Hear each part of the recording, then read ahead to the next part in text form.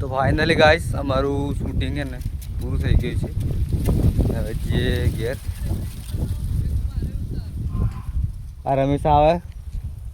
રમેશના video લેવાના પાછળ દેખાય તમને. એમના વિડીયોમાં આવું લઈ લઈએ આપણે કાલથી. વિડીયો બની જાવ ઘેર જઈને શાંતિથી એડિટ કરીએ, મસ્ત એડિટ કરીએ, પછી અપલોડ કરીએ. કેવો લાગે છે તમે મને કોમેન્ટ કરો. સારો બને છે કે અસલ બને છે કે નથી બનતો.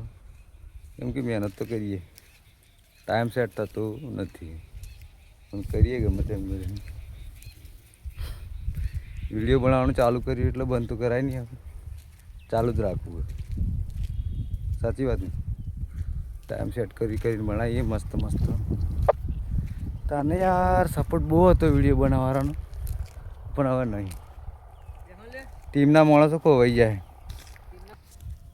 કેમ કે તમે પેલી કહેવત તો વાપરી હવે કે ને, ઘરના જ ગોદ મારે. એવું યાર આ ઘરને જ ગોદ મારી. વિડીયો બનાવવાનું ચાલુ કરી, વિડીયો મસ્ત વાયરલ થવાનું ચાલુ થઈ ગયા.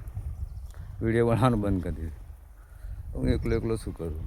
ડાયરેક્ટર તો કહે છે કે બનાવીએ. 4-5 જણા હોય તો મસ્ત વિડીયો બને. તમને ખબર જ છે. ગ્રુપમાં વિડીયો બનાવે એવો વિડીયો બને. એકલા બનાવવા મજા આવતું નહીં.